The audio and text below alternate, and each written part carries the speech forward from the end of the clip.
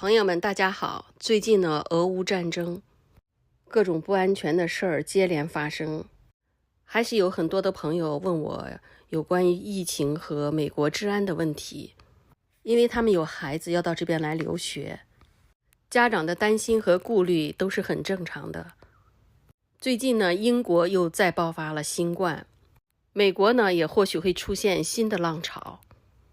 美国基本所有的州都取消了室内口罩令。截止到3月25日，美国当天新增病例10706例，新增死亡人数249人。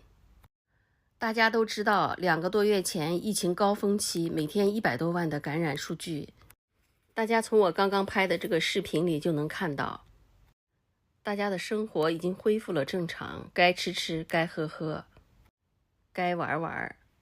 学生照常上课，餐馆早就恢复了正常，在店里吃喝也没有人介意了。几百几千人摘下口罩在一起进餐，各大商场以及各行各业已经都照常营业了。口罩依旧是可戴可不戴。据统计，目前美国6个人里面就有1个人曾经被感染过，也就是让大家都要做好与新冠病毒并存的准备。事实证明也确实是这样，身边也确实陆续有人被感染，但是呢，所幸的是都是在家休息几天，有的喝点维生素 C， 有的喝点退烧药，休息几天就好了。该上课就去上课，该上班就去上班了，毕竟是打过疫苗，有抗体了。美国的老百姓对疫情懈怠，随着病毒的感染力减弱，很多美国人也更加不拿这个当回事儿了。大多数人都会觉得只有抵抗力低下，自身体质差的才会有生命危险。到目前呢，美国仍然有将近1/4的人还是没有打过疫苗。美国这边打疫苗也完全都是免费的，而且之前呢，为了鼓励大家打疫苗，还出台了很多抽奖奖励等等措施。但是呢，还是有部分人担心疫苗的安全及带来的副作用而拒绝接种，还有些自认为身体状态非常好的人拒绝打疫苗，他们更喜欢生理免疫，而不是通过疫苗获得免疫力。随着口罩令的解除，崇尚自由的美国人更是完全放飞自我，一切恢复了常态，就像疫情已经结束了一样。德尔塔在美国已完全消失，世界卫生也警告说美国人应该注意一点，激增就在眼前。这几天呢，奥密克戎在英国病例出现了小反弹，而美国的疫情轨迹通常比英国滞后3周左右。根据美国疾病控制与预防中心的最新数据，奥密克戎2目前在美国所有病例中的占比例是 23%。美国大部分地区最近确实也放松了防疫措施，比如口罩要求和疫苗接种证明要求，还有就是6个月前接种了疫苗但是仍没有打加强针的人正面临着这个免疫力持续下降的问题。其实最令美国人烦心的是，应该是每天上涨的汽油价格。美国人从未见过如此高的汽油价格，而且呢，也从未见过如此迅猛上涨的速度。这其实是一个可怕的情况，而且短期内也不会有任何的改善。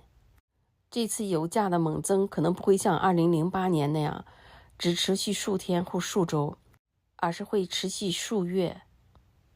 加州呢，以每加仑5.67美元的最高平均油价领跑全国。洛杉矶某些地区的油价已经接近每加仑8美元，这恐怕是全美历史上最高的价格了吧。据专家分析，这还不算是最贵的，因为最糟糕的还在后面。汽油价格将飙升至大萧条时期的最高水平。据说美国国内的石油产量如果不增加的话，油价甚至会涨到高达10美元1加仑。另外呢，由于油价瞬间的暴涨，已经被贼惦记上了，导致汽油被盗事件增加。洛杉矶的警方呢，前几天也逮捕了一个犯罪团伙，并拖走了至少3辆汽车。他们试图从一个加油站拿走价值几千元的汽油。油站经理说，当时这个团伙利用收银员分心的机会，拿走了可以打开油泵的万能钥匙，加了无数个巨型的油桶，准备逃跑时被逮捕。所以某些警察局呢，甚至要求大家去换一个带锁油箱盖吧，因为谁也不知道油价会涨到什么样子。所以说呢，消费者都应该把油箱盖和钱包都盖好了。说实话，就算是你买了带锁的油箱盖，恐怕碰上这种特别不要脸的贼也不管用吧。这个月，亚特兰大当局逮捕了一名刺破油箱的和偷窃汽油的嫌疑人。这名男子呢，就在停靠的汽车油箱盖上钻洞。他不仅偷窃汽油，而且给受害者造成额外不菲的修车费用，太可恶了。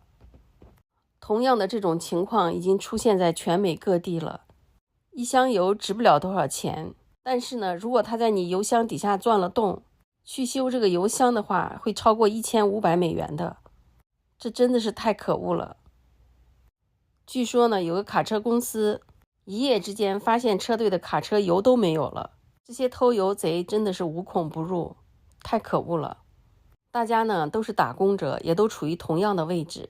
汽油被偷走，如果碰上什么紧急的事情，有车也跟没车一样。突如其来的油价飙升，也会让社会乱象横生。虽然美国疫情增长放缓，但是呢，治安却越来越乱。